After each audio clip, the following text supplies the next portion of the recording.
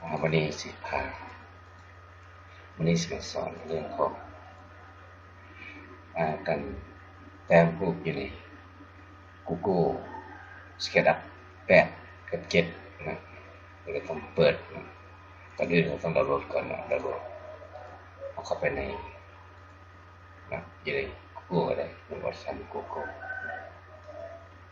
ใน Google เวอร์ชันเป็น Google ก็ได้นะแล้วก็พิมพ์ไป Google www.com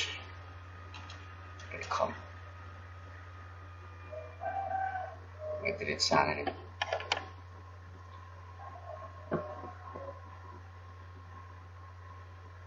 SketchUp Google SketchUp คือเรียนเอาสร้างโหลดได้ไปแล้วนะไม่แต่ทาดเข้าไปใน Google เนาะ Google เราไปพิมพ์ใส่เนาะว่า Google SketchUp นะ8ดาวน์โหลดฟรีหรือฟรีดาวน์โหลดก็ได้น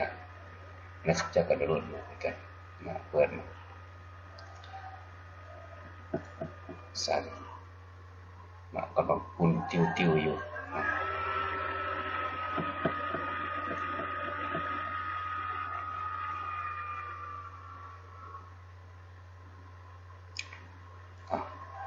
มันเกี่ยวกับอะไรสิมันกำหนดเปล่า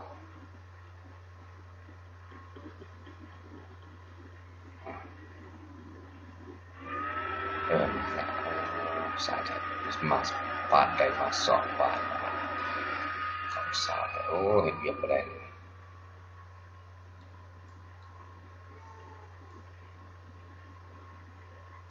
ปาดเลือกตัวใดตัวหนึ่ง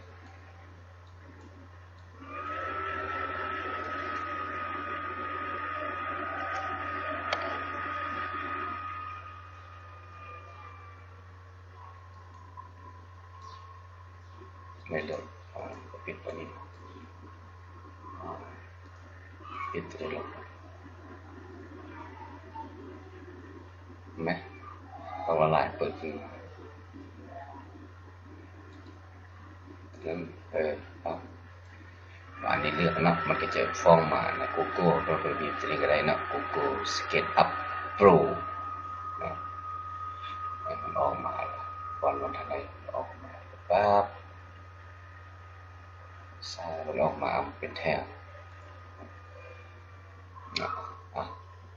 อันนี้ก็จะเป็นหน้าตาของมันจะลงไปนะมันจะมีรูปแบบตัวนี้นะเราก็ไปเลือกตัวนี้ก็ start using แล้วเราก็ start using เลย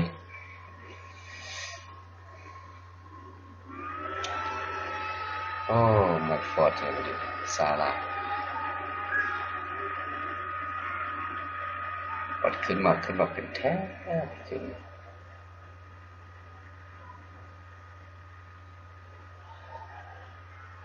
ศาลาอะไรที่ศาลา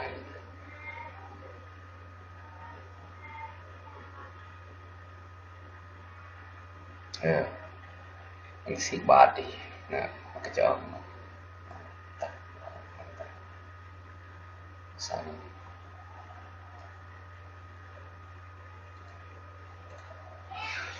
นะเลื่อนเมาส์ด้วยลองเลื่อนอยู่ในเลื่อนกับเมาส์นะอยู่ในเมาส์นะหน่วยบนอยู่ไม่รู้กินแต่มีสีดึงในมือนี่นะเลือกเครื่องมืออันนี้ก็เป็นเครื่องมือมันคือดำๆสีอธิบายนะอันนี้จะเป็นไฟล์ของมันนะไฟล์นี่นะจะมีสำหรับนี่ก็จะมีส่วนเลือกได้นะเซฟ S หรือเซฟนะถ้าเป็นไฟล์หรือไม่ก็เซฟ S คือเขาเซฟทั่วไปนี่แหละนะอันนี้จะเป็นเครื่องมือเขาจะเซฟไฟล์เครื่องมืออันนี้จะเป็นสอแต้มขีดนะอันนี้ก็จะเป็นแผ่นพื้นแผ่นดินแผ่นเมี่ยงแผ่นเหือนอย่างนั้นเนาะอธิบายได้ถึงสีแต้มให้ดูนะย้อนคอมพิวเตอร์อันนี้เพื่อไปดึงมาทางนี้นะโอเคอันนี้เอาเข้ามานี่นะก็จะมีตัวดึงมันขึ้นสูงกันเลยนะอันนี้ก็ตัวปินอันนี้ปิน มันใหญ่น้อยมันเลื่อนอยู่ในเลื่อนอยู่เมาไปเลยกิ้งอยู่เมาอยู่เนาะนี่ก็เป็นเอาเศษอะไรก็ได้ยกขึ้นนี่เนี่ยจับเลยมั้งอันนี้ยกขึ้นยกลงเนาะที่ง่ายคือเขาจะจิตแต้มเป็นเรื่องนะเขาจะสิขีดนี่เลยยกขึ้นฟาดยาวนี้เป็นห้องอับแคบห้องนอน2 ห้อง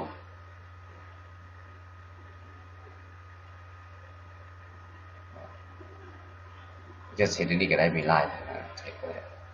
ก็เสร็จนี่ก็นะตามนี้ก็ได้นะปั๊บนะได้แล้วพอดีคืออย่างมาได้เนี่ยพอดีเพราะนี่ตัวนี้ตัวเดียวเป็นแคมมาครอบไปเนี่ยปั๊บมันสบายง่ายนะดึงลงก็ได้ดึงลงก็ได้คือเก่ามันมีกิจกรรมบ้างสุขผลบอกอันนี้จะใส่อันนี้ก็จะดึงเอาเนาะเรื่องนั้นมือมันจับไปจับมามันแต่ก็จะเป็นเก่งเครื่องมือโอบิดจะเป็นตัวเก่งก็ได้เอาไปทานเราก็เห็ดบางเยี่ยมประตูนี่ก็นะเห็ดประตูมันไหลหมดประตูกับตัวนี้แหละจะเป็นตัวสวยตัวสีแดงตัวนี้คือการดึงเข้าไปจุดที่มันจะงานเลย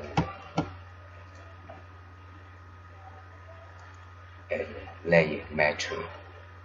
erect area so erect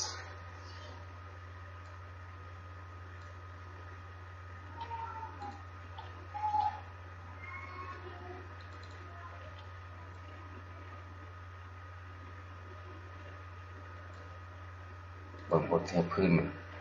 ขนาดยกมาได้เนี่ยแสดงว่าพื้นมันอะไรพื้นมันสูงมันยกเก่งพื้นต่ำเท่าไรไปดึง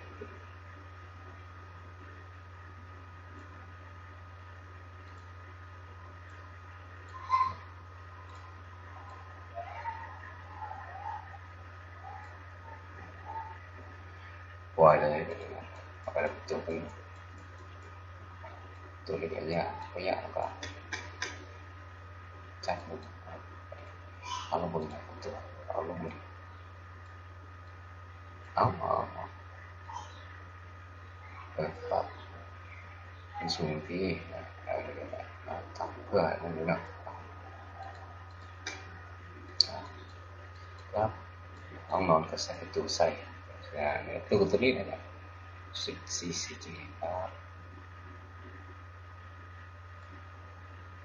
ปั๊บ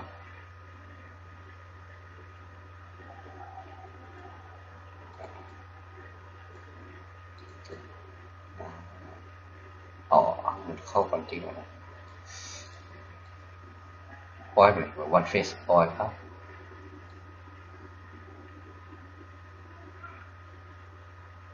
มันจะเข้าหรือออกเลยอยู่ในหม้อหมด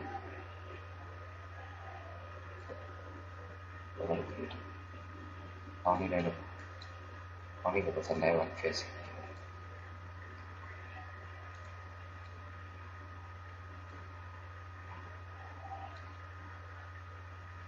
โอ้สูงขึ้นเนาะขึ้นสูงเลยก็คือมันเอาไปตั้งตัวมันสูงจากนั้นจึงย่อลงไปมันจะมันถึงขึ้นนี่ประตูเล็กๆจะนั่งเป็น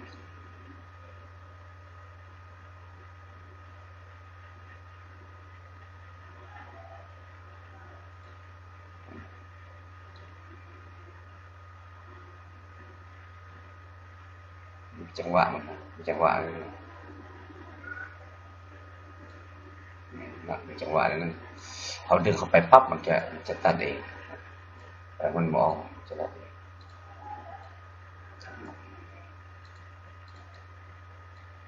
ดึงเอามาดึงแปะเอาสอดแปะไรนะประตูสอดแปะไรมันซื้อฟังงานจะมันแปะไปจับอะไรจะเลือกขึ้นมาอะไรจับมันเครื่องมือปั๊บเป็นเรื่องธรรมดาเลยที่จับไปมันจะจับออกมาเรื่อยปั๊บ นนี้ก็เรียกมาปฏิประตูสีใหญ่เรียกมามันก็จะยับได้จากเนาะยับได้นี่ก็ต้องเบิ่งให้ดูนะที่เธอสู้เขาก็เดินขึ้นมานะนี่ก็ย่อขึ้นไปเห็นเขาไปรอบดูมา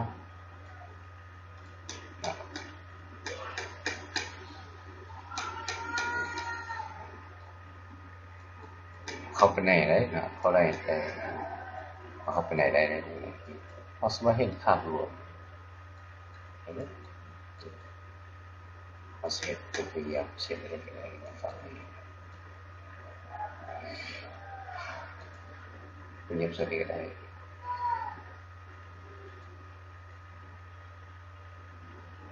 พยายามบอกอะไรก็เห็นเอามึงได้หูก่อน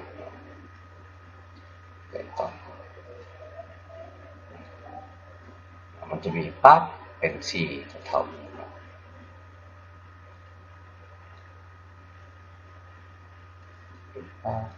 เกี่ยวกับที่ท่านพัฒนาเกี่ยวกับเขื่อน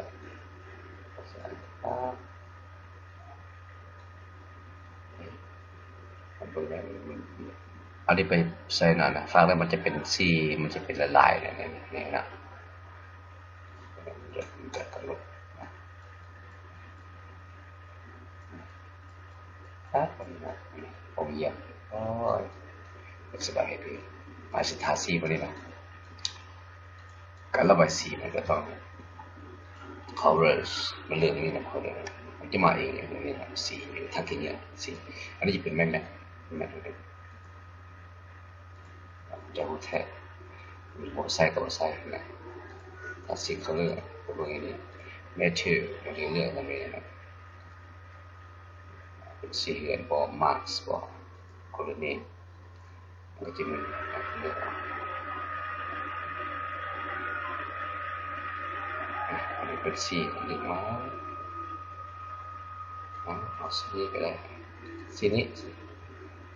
มันบอกมันจะเป็นทักเงี้ยเนี่ยปั๊บสีปั๊บง่ายมันเขียนก็เอาสีนี้สีนี้สีอะไรก็ได้นะครับมันถามว่าเลยทักเงี้ยปุ๊บทางสีปั๊บวิโรจน์ปั๊บงานข้างในคือสีขาวอะไรมันเห็ดฟางไหนบดีนะโอ้บดีฝาปกมันบดีเห็ดราคาเลยราคาเราถึงปกก่อนราคาแกงปกก่อน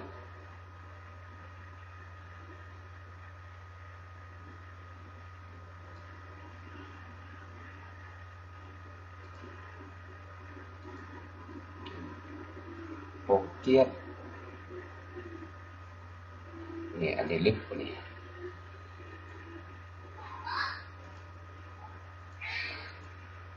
ลึกโอ้ย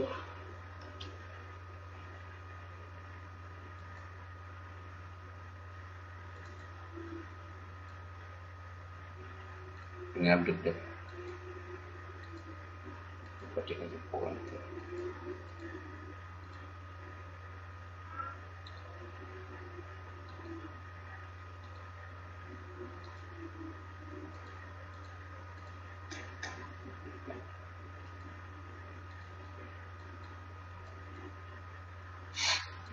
อย่างนี้นะ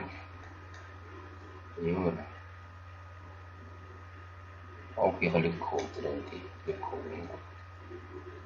โค้งจะให้เป็นสองรูปได้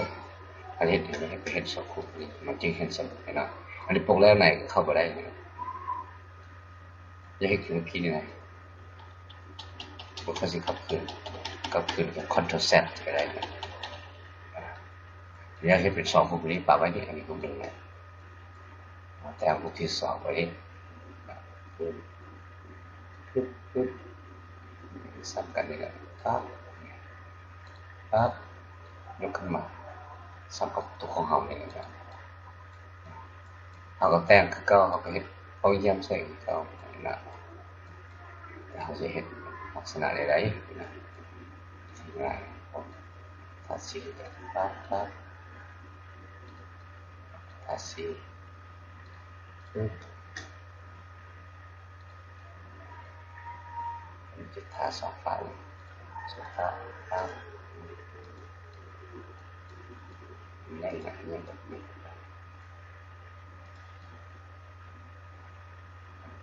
แล้วก็เรื่อยๆเข้าไปนะรูปบทกันยาบริเฮ็ดหัวมันบริเอาสอบไปเลยเนาะเห็นสอบเลยเนาะสอบในแต้มเอาบริคิดเส้นกลางมันจะมีนะเขาเรียกเนาะ midpoint เขาจะเฮ็ดคุกรุ่นใหม่นะจะมีนะครับก็มันจะบอกให้ว่ามันที่จะได้นะครับสีนี่นะลึกตัวนี้ออกลึกออกบาดนี้มันก็ได้แล้วแรงนะบาดนี้จับของพี่กัน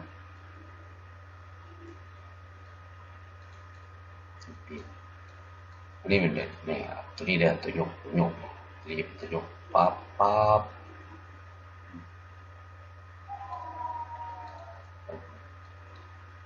นี่ก็มันจะยกสุดกระสุนสู้กันได้ก็ได้ปั๊บ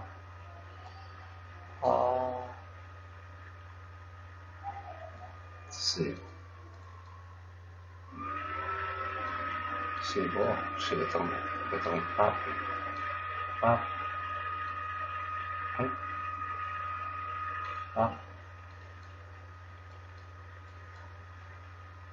ตรงนี้นะมันคือไปฝักหนึ่งเลยหรอก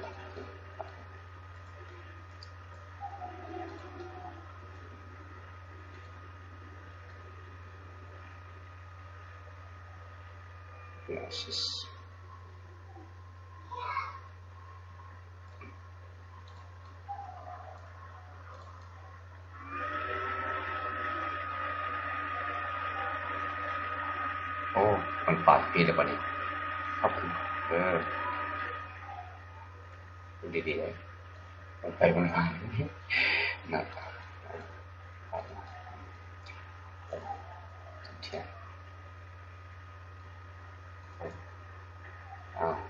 มันปัดซื้อเลยปัดโกงสักเลย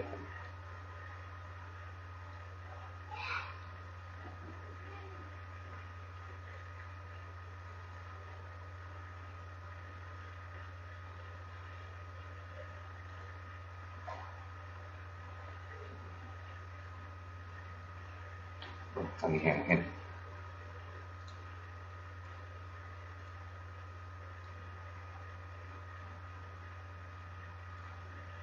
รู้สึกดี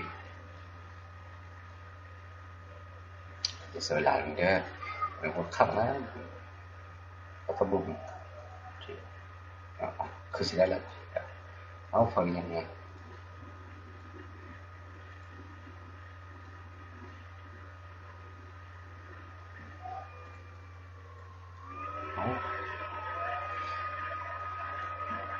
เราจะพูดกัน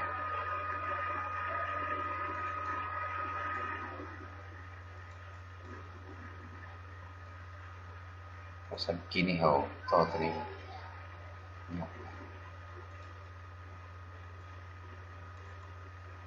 โอเคสำเนียงเราจะว่าโอเคตกแต่งอะไรก็ได้เลยเอาสมัครชิดตัวนี้ให้มันไปไหนก็ได้เนาะตัวนี้มันพอเกิดรุ่นนะครับทักซี่ครับ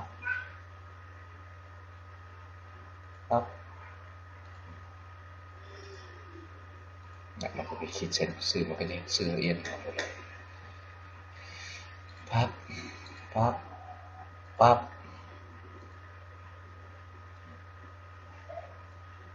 ปั๊บปั๊บปั๊บในสิบเอาทักซี่กันปั๊บการก็เลือกเอา roof food color title routine าสนิทตัวง่ายหน่อยเป็นเดือนรุ่นใหม่ถ้าสิปั๊บนี่ก็ได้เลยลองขายไม่อยากลองขายครับนะง่ายอันนี้เฮ็ดง่ายก่อนนะว่าวันนี้ขั้นตอนต่อไปแม่น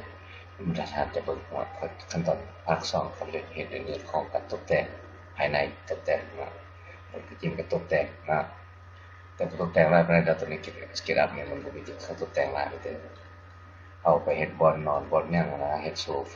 ฟาแต่งตู้แต่งหยังก็เอาตัวนี้แต่อันนี้ก็มันจะยุ่งเข้าไปในนั้นนะอย่าเห็นเลยนะเห็นบ่นะเขาจะคิดครับบ่หลายก็ขับหลายเด้อนะเข้าหลายจังซ่า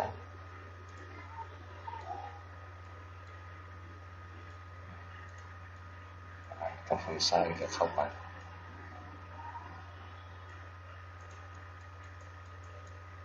เนี่ยนะก็งามเลยครับแปลงอีกเป็นไงสบายเลือกไปเลือกโคตรอันนี้แล้วก็เลือกโคตรนับอันนี้ต่อไปเลยเรียงก็ปะ